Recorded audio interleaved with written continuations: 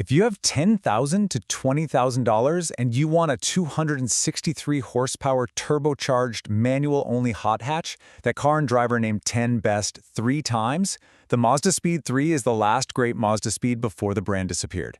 Welcome back to Buy or Buy, the channel that breaks down every known problem with used cars so you don't waste your money. Today we're doing a focused explainer on an absolute legend of the 2000s tuner era, dissecting exactly what makes this chassis so special. Section 1. Who this car is actually for. Look, let's talk directly to the hot hatch enthusiast with 8 to 20 grand ready to deploy right now. If you're shopping in this incredibly specific, mechanically pure segment, you already know what's up. You're cross-shopping the Honda Civic Type R FK8, the Subaru WRX and STI, a Volkswagen GTI MK6 or MK7, or the Ford Focus ST. You're definitely not here for a refined, quiet commuter car with soft suspension.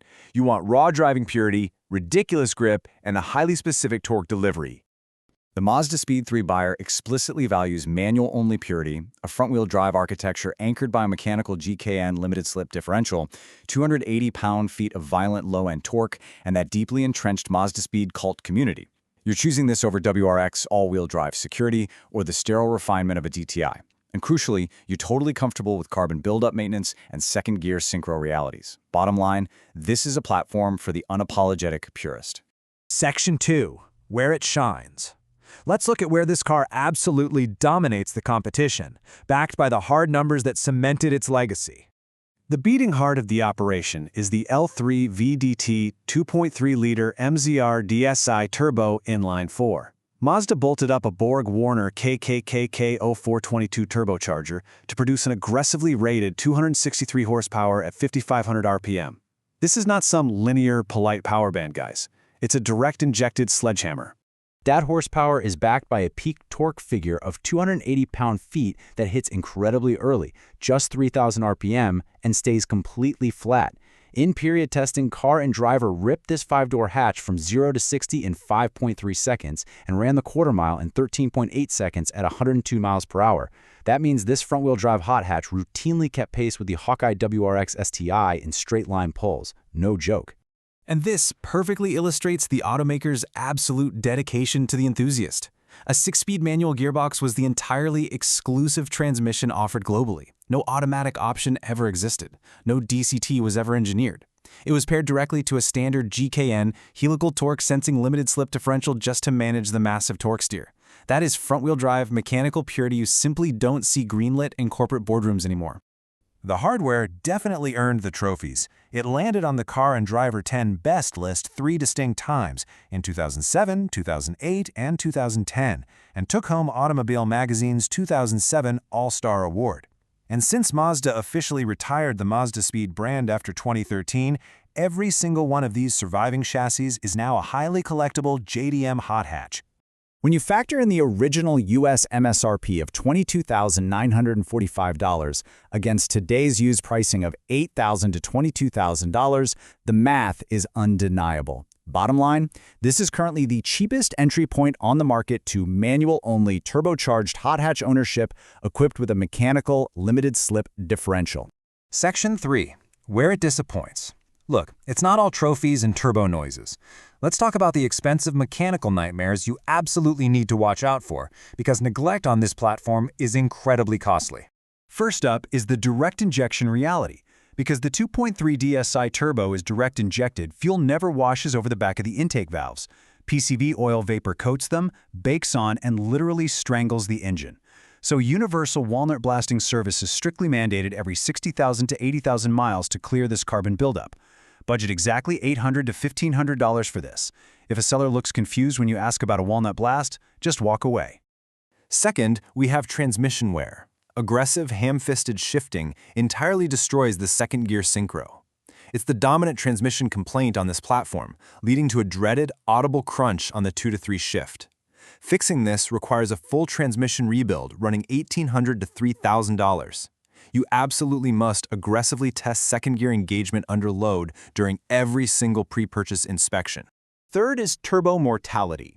If previous owners skipped oil changes, and let's be real, because it's a cheap hot hatch, they frequently did, the Borg Warner KKK K0422 turbo seals will inevitably fail between 80,000 and 120,000 miles. You'll see massive oil consumption, trailing smoke, and a replacement will set you back $1,500 to $3,500.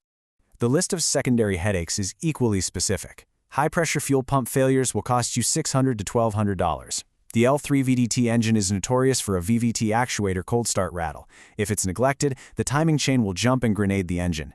You're also going to deal with severe top-mount intercooler heat soak on the first-generation cars, and chronic front-lower control arm bushing wear caused purely by the violence of the torque steer. Do not buy someone else's neglected project.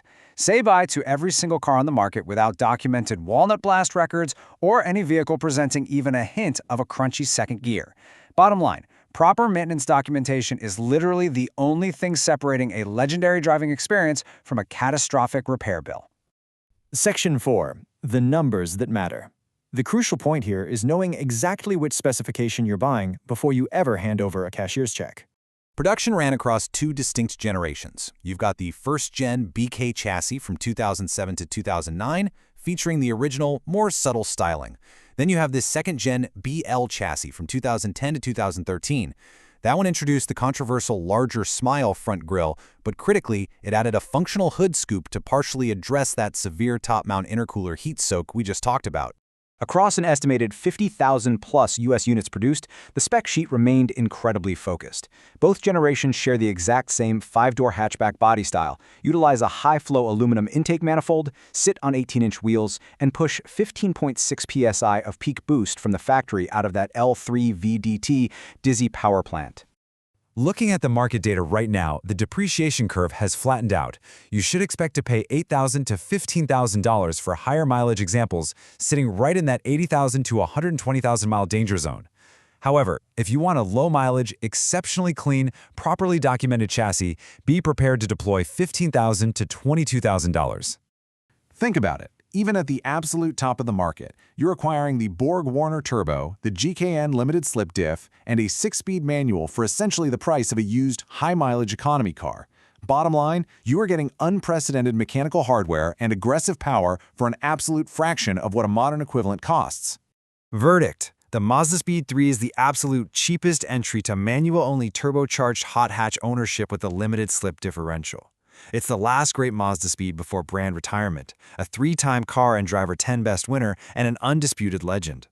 When you go shopping, your primary target should be a heavily documented second-generation 2010 to 2013 example. Or, if you strongly prefer the original styling and really want to avoid the controversial smile grille, hunt down a meticulously clean first-generation 2008 to 2009 model. However, you must insist on strict parameters, demand a recent walnut blast record, verify second-gear synchro engagement yourself, look for cars that have already installed an aftermarket front-mount intercooler, a completely mandatory $400 to $800 upgrade for reliability, and immediately walk away from any modified or tuned example that lacks a comprehensive paper trail. If you can find a chassis that strictly checks those boxes, it is a definitive buy. Say bye to the neglected trash, but definitely pull the trigger on a clean one.